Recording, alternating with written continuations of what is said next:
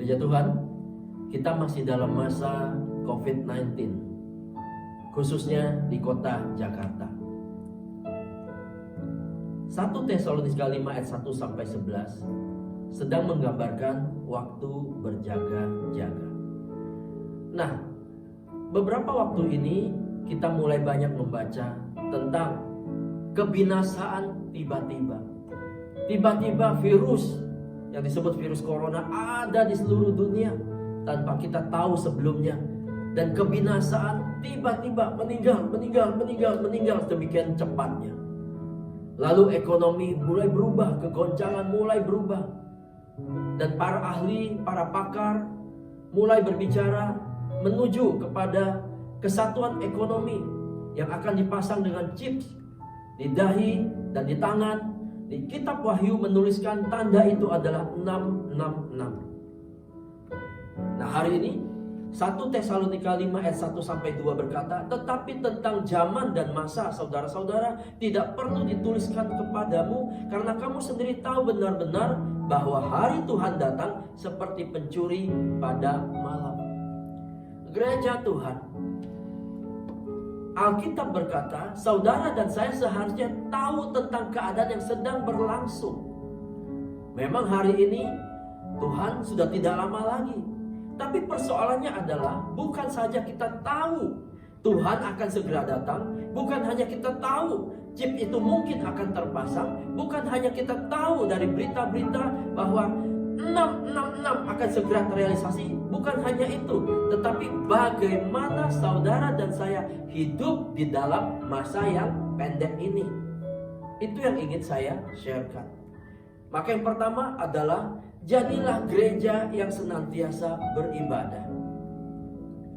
Di tempat ini di awal tahun saya pernah berkata, gereja kita kecil, tetapi sesungguhnya di dalamnya sangat besar. Maksud saya adalah, ketika ada satu masa gereja tidak bisa lagi beribadah, maka gereja secara fisik tutup. Tetapi saudara dan saya, eklesia, gereja yang sesungguhnya akan berada di mana-mana dan semuanya beribadah. Gereja secara gedung boleh tidak beribadah, tetapi gereja secara saudara dan saya, eklesia, kita akan bergereja, kita akan beribadah di rumah kita masing-masing. Dan itu akan menjadi gereja yang luar biasa banyaknya. Dan itu yang sedang terjadi di tempat ini. Dan hari ini kita mengalami itu, saudara. Karena itu saya berkata, kepala-kepala rumah tangga, ayo bangkitkan semangatmu. Kumpulkan anggota keluargamu, istrimu, anakmu, cucumu mungkin. Ketika engkau satu rumah, kumpulkan mereka, beribadahlah. Ketika minggu pertama, minggu kedua, ibadah mulai diliburkan. Tim penggembalaan masih akan berkata, ayo beribadah, mari beribadah melalui WhatsApp, melalui telepon. Tapi ketika keberlangsungan ini berlangsung cukup lama, mereka mungkin tidak ingatkan saudara lagi. Tapi saudara dan saya, gereja Tuhan, diingatkan atau tidak, kita harus tetap beribadah kepada Tuhan Yesus. Engkau dan saya adalah gereja yang sesungguhnya. Kumpulkan mereka. Di dalam beribadah itu kita bisa bersyukur kepada Tuhan. Kita menyembah Tuhan. Kita berdoa kepada Tuhan. Untuk keluarga kita, untuk diri kita, untuk gereja, untuk bangsa. Kita di situ sedang bersekutu dengan Tuhan. Intim kepada Tuhan. Dan kalau hari ini terus setiap hari berlangsung di dalam rumah tanggamu, saya percaya dan yakin di kota ini, di Indonesia ini sedang memuliakan Tuhan dengan luar biasa. Karena kenapa? Setiap keluarga sedang beribadah kepada Tuhan. Anak-anak muda, jika engkau menjadi penggerak di dalam keluargamu, bergeraklah menjadi pemimpin rohani di keluargamu. Di masa muda ketika engkau memimpin kerohanian, maka di masa selanjutnya engkau akan menjadi pemimpin-pemimpin di dalam bisnismu, di dalam keluargamu, di dalam usahamu, apa saja engkau akan jadi pemimpin yang luar biasa. Kenapa? Karena engkau memulainya menjadi pemimpin rohani. Gereja Tuhan, engkau dan saya akan mengalami masa-masa yang sukar. tetapi engkau tetap di hadirat Tuhan penuh dengan sukacita, kepuasan, indah. Dan kita tahu kemana kita akan melangkah. Engkau akan tahu kemana harus menuju. Engkau dan saya akan tahu kemana kita berpengharapan. Karena di dalam intim bersama Tuhan, kita selalu dipimpin oleh Tuhan.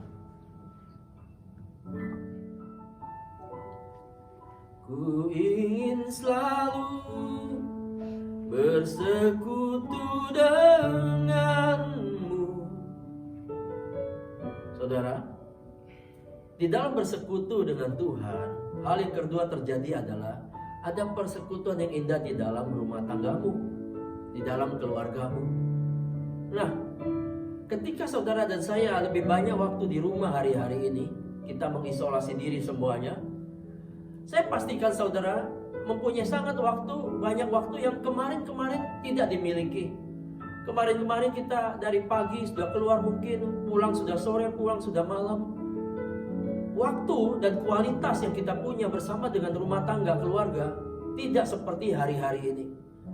Karena itu hal yang kedua adalah miliki kasih mesra yang indah di dalam rumah tanggamu.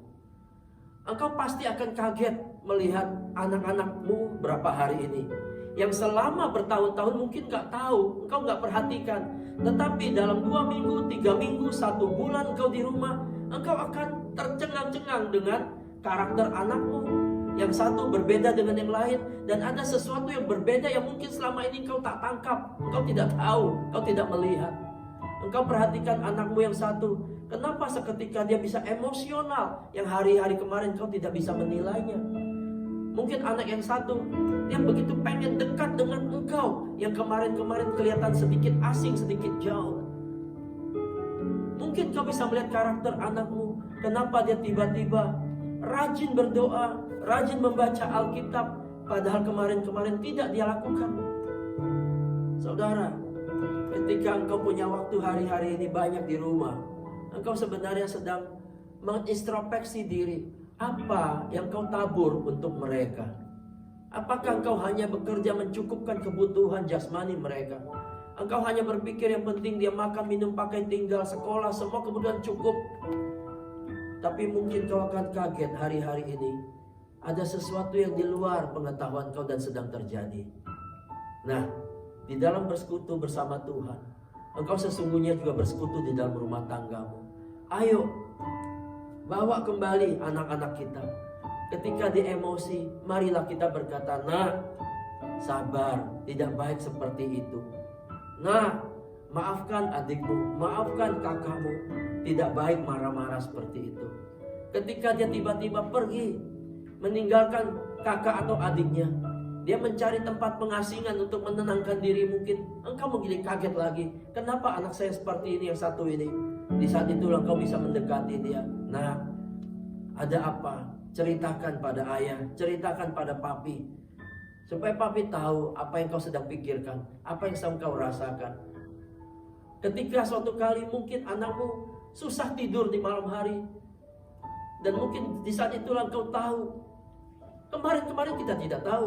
Oh, ternyata mungkin dia gelisah. Di masa pubertasnya dia mulai gelisah untuk sesuatu yang selama ini tidak dia ceritakan.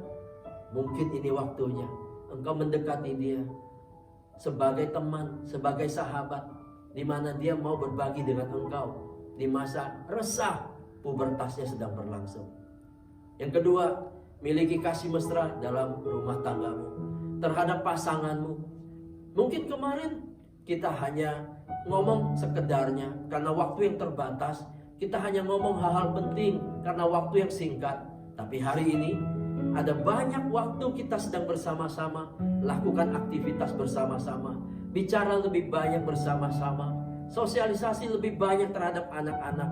Dan saya percaya juga kita sedang menjalani masa-masa menantikan Tuhan datang. Perbaiki kualitas di dalam rumah tangga kita masing-masing. Gereja Tuhan, hari-hari ini benar-benar tergantung kepada engkau masing-masing. Gereja tidak bisa memonitorin engkau terus-menerus. Gereja tidak bisa memperhatikan engkau terus-menerus. Gereja tidak bisa menghubungi engkau terus-menerus. Ini masanya, masa engkau dan saya perlu dewasa untuk menghandle kerohanianmu dan keluargamu, menghandle kerohanianmu, rumah tanggamu, menghandle pribadimu, karakter keluargamu, menghandle kedewasaan di dalam rumah tanggamu, bahkan sosialisasi di sekitar saudara. Karena itu jangan putus asa. Bangkitlah, bangunlah. Ini tanda-tanda awal kita harus mandiri dan dewasa. Ada masa mungkin yang akan lebih sukar, lebih sulit tiba. Kita tidak akan terkejut. Kita terbiasa menghadapinya. Kalau mulai hari ini kita berdiri sebagai gereja yang utuh, eklesia, gereja Tuhan. Saudara dan saya muncul sebagai gereja di mana-mana.